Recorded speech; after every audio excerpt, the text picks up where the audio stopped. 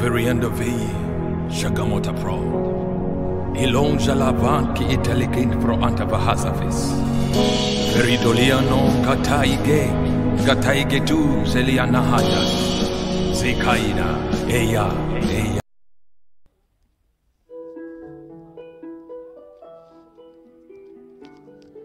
Bonjour à tous, je bénis le Seigneur encore pour la vie de tout un chacun. Aujourd'hui, par la grâce de Dieu, nous allons parler sur les différents types des cieux. Oui, parce qu'il existe plusieurs types des cieux. Et savoir aussi où vont nos prières lorsque nous prions. Ici, le ciel ici vient du mot hébreu Shamaïm, qui veut dire différentes hauteurs, qui veut dire qu'il y a plusieurs hauteurs. Dieu n'a pas créé un seul ciel, mais plusieurs cieux. Genèse chapitre 1, verset 1, il dit « Au commencement, Dieu créa les cieux et la terre. » Donc, il créa plusieurs hauteurs. Mais une question c'est que nous devons nous poser, où était Dieu lorsqu'il créa les cieux et la terre? Cette réponse, nous la donnerons à la fin de cette vidéo. Ici, la Bible dit aussi, l'Esprit de Dieu se mouvait au-dessus des eaux. Donc c'est la force agissante de Dieu. L'Esprit de Dieu, c'est la force agissante de Dieu qui se mouvait au-dessus des eaux et non Dieu lui-même. Mais son esprit s'est déployé au-dessus des eaux. Lui-même, il n'était pas, mais son esprit se déployait au-dessus des eaux. Regardez ce que dit la Bible. Psaume 33, verset 6. La Bible dit...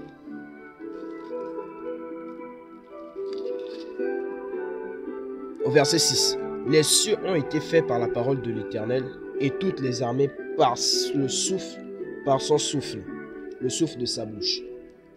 Les cieux ont été faits par la parole de l'Éternel et toutes ses armées par le souffle de sa bouche. Ici, on parle encore de plusieurs cieux. Donc, les cieux ont été faits par la parole de l'Éternel et toutes les armées par le souffle de sa bouche. Donc, Dieu a créé les cieux par sa parole. Regardons encore Psaume 89. Psaume 89 à partir du verset 12. La Bible nous dit ici, c'est à toi qu'appartiennent les cieux et la terre. C'est toi qui as fondé le monde et tout ce qu'il renferme, les cieux et la terre. Même ici, il est défini ici que Dieu ne s'est pas limité à créer un seul ciel. Mais comment se fait-il que Dieu a voulu tellement être reculé, tellement être caché de sa création? Il aurait pu faire un seul ciel et demeurer là, mais il a créé plusieurs types de cieux. Ici, nous allons parler du premier ciel. Le premier ciel ici, que nous devons comprendre ici, c'est le ciel de l'atmosphère. Le ciel de l'atmosphère, c'est le premier ciel que nous regardons lorsque nous levons les yeux. Le ciel qui est composé de nuages et de l'air, le ciel de l'atmosphère. Un philosophe a eu à dire que l'atmosphère est le nombre de molécules par unité de volume. Donc, même le livre de Genèse chapitre 1, verset 7 à 8, nous le dit. Verset 7. Et Dieu fit l'étendue, il sépara les eaux qui sont au-dessous de l'étendue d'avec ceux qui sont au-dessus de l'étendue. Et cela fut ainsi. Dieu appela l'étendue ciel, et il y eut un soir et il y eut un matin, ce fut le second jour. Il appela l'étendue ciel. Le premier ciel de l'étendue, c'est ce que Dieu a fait. Donc le premier ciel, c'est l'étendue. Il sépara les eaux qui sont au-dessous de l'étendue et les eaux qui sont au-dessus de l'étendue. La Bible dit, il appela l'étendue ciel. Mais comment comprendre qu'il y a les eaux au-dessus de l'étendue et les eaux au-dessus de l'étendue?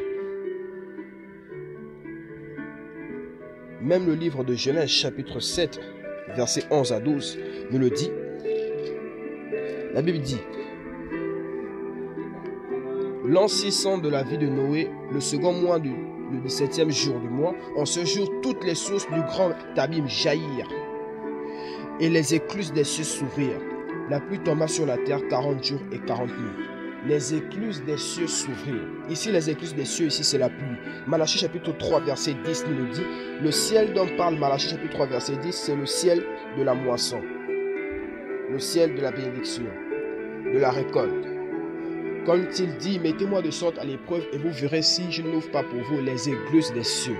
Si je ne déverse pas sur vous la bénédiction en abondance. Donc le ciel dont parle Malachie, c'est le ciel de la bénédiction, de la moisson.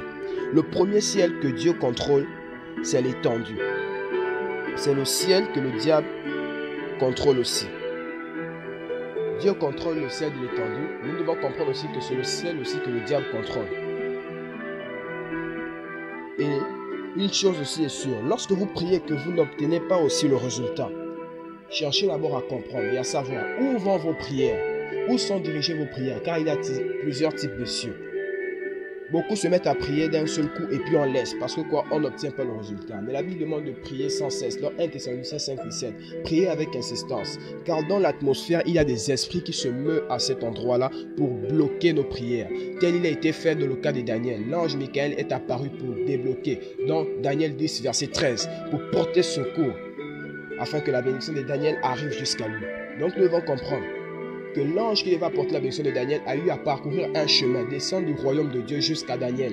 Mais il a été comment? Bloqué par ces esprits méchants qui se meuvent autour de cette atmosphère-là. Donc nous devons comprendre que si Daniel a eu à prier avec insistance, pourquoi nous devons prier une seule fois?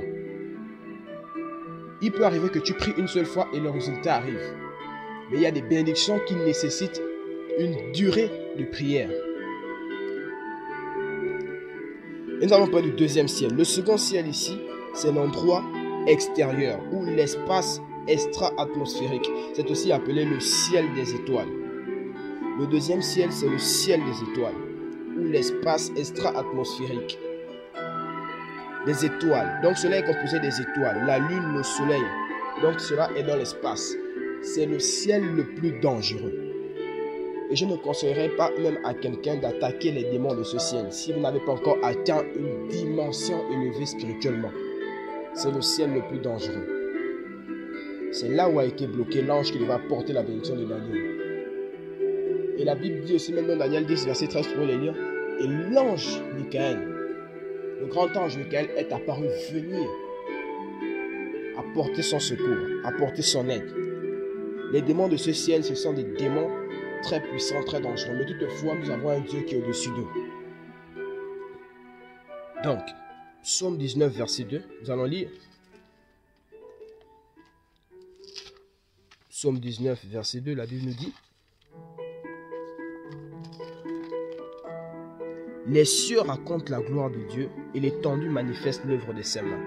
Les cieux racontent la gloire de Dieu et l'étendue manifeste l'œuvre de ses mains. Les cieux dont parle le psaume sont les étoiles, la lune, pendant la nuit. Au verset 5, il est aussi dit: leur retentissement parcourt toute la terre, leurs accents vont aux extrémités du monde, où il a dressé une tente pour le soleil. Le soleil et la lune sont dans le ciel. 2. Le soleil et la lune se trouvent dans le deuxième ciel et non dans le premier ciel. Donc lorsque nous regardons le ciel, le premier ciel, nous voyons le soleil, mais cela n'apparaît pas au premier ciel. Cela est visible au premier ciel, mais cela se trouve, la demeure est dans le deuxième ciel. La demeure du ciel et de la lune se trouve, la demeure du soleil et de la lune se trouve dans le deuxième ciel. Donc lorsque nous prions à Dieu, nos prières vont à travers le premier ciel, ensuite au deuxième ciel.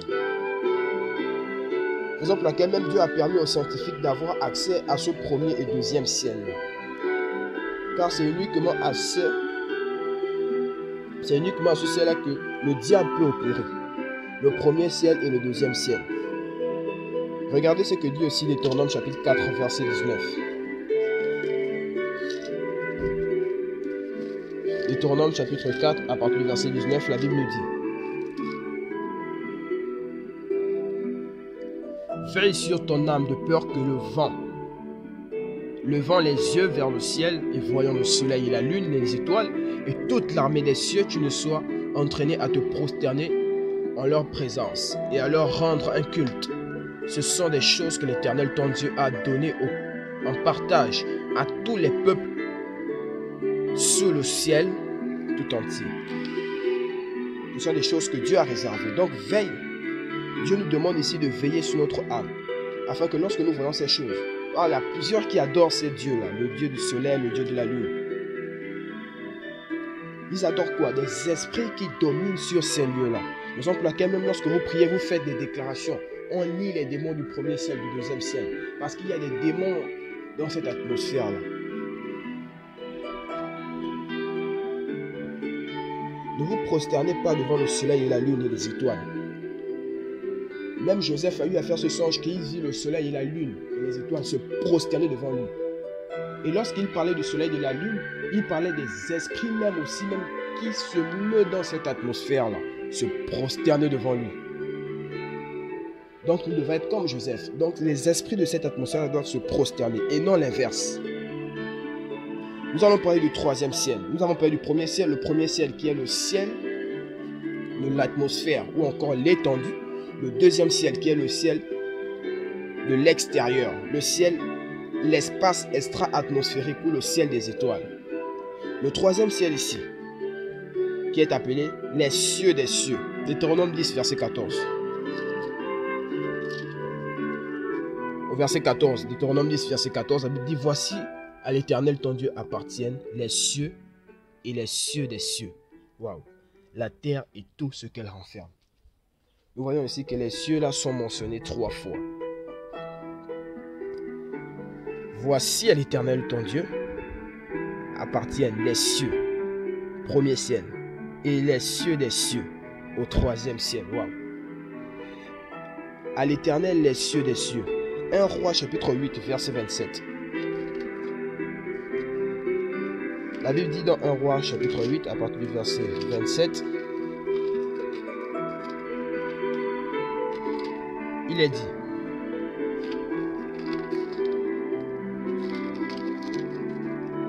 au verset 27, la Bible nous dit: mais quoi? Dieu habiterait-il véritablement sur la terre? Voici les cieux et les cieux des cieux ne peuvent te contenir, combien moins cette moisson que je t'ai bâtie. Même les cieux des cieux ne peuvent contenir la puissance de Dieu. Il n'y a rien dans ce monde qui peut contenir l'étendue de la puissance de Dieu. Rien. Notre Dieu est au-dessus de toutes choses. Dieu est au-dessus de tout ce qui peut se passer ici sur la terre. Les cieux même ne peuvent contenir la puissance de Dieu. Non, ils ne peuvent pas. Les cieux et les cieux des cieux ne peuvent contenir la puissance de Dieu. 2 Corinthiens chapitre 12 au verset 2.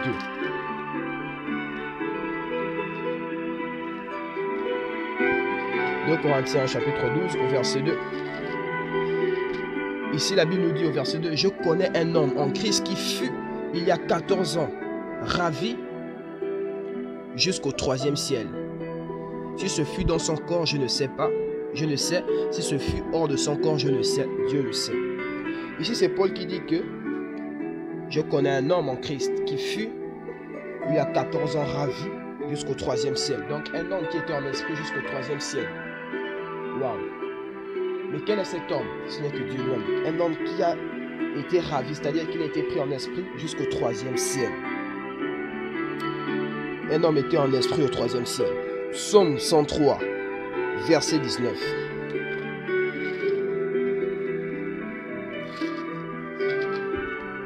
La Bible nous dit dans le livre de Psaume 103, au verset 19: l'Éternel a établi son trône dans les cieux et son règne domine sur toutes les choses. L'Éternel a établi son règne, a établi son trône dans les cieux et son règne domine sur toutes les choses. L'Éternel a établi son trône dans les cieux. Le trône de l'Éternel se trouve dans les cieux. La Bible nous dit dans le livre de Psaume 115, verset 3. Psaume 115, au verset 3. Notre Dieu est au ciel et il fait tout ce qu'il veut. Notre Dieu est au ciel et il fait tout ce qu'il veut. Mais regardez encore. Je donne des références pour que nous essayions un peu de voir ce qu'on appelle par 3e ciel. Hébreux chapitre 9, verset 14.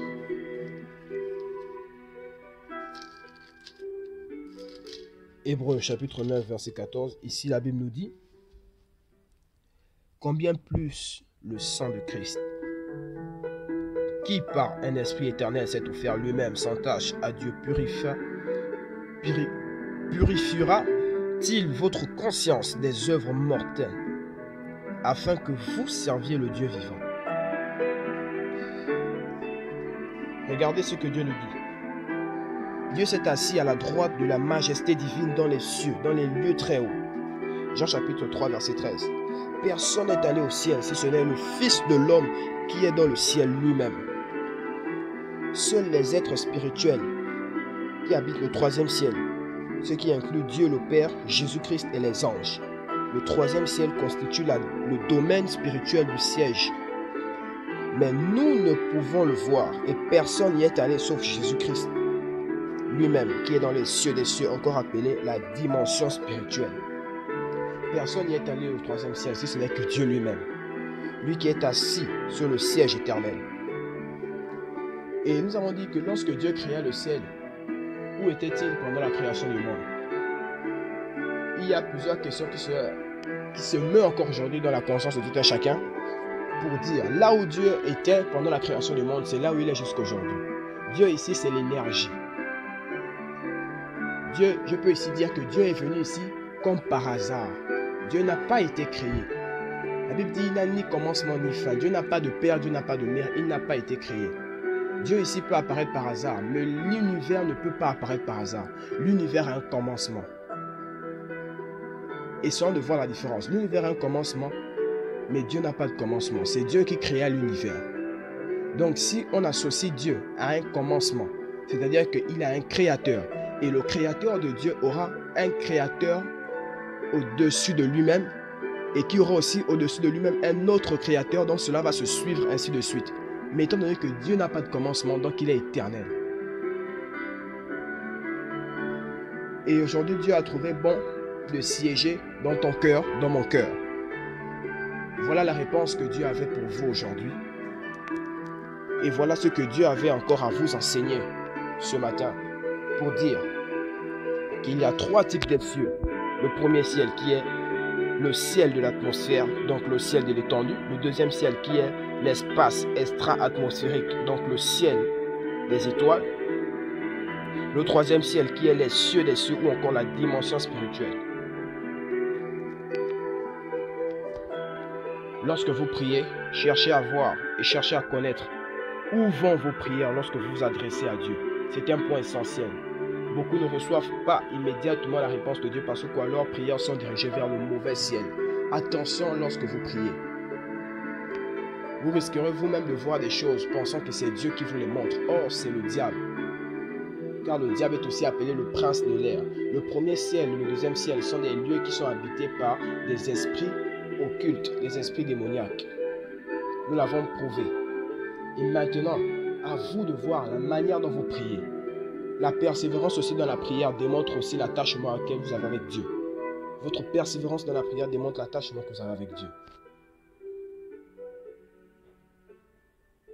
Que votre alliance avec Dieu soit davantage renouvelée par sa puissance. Que Dieu vous bénisse.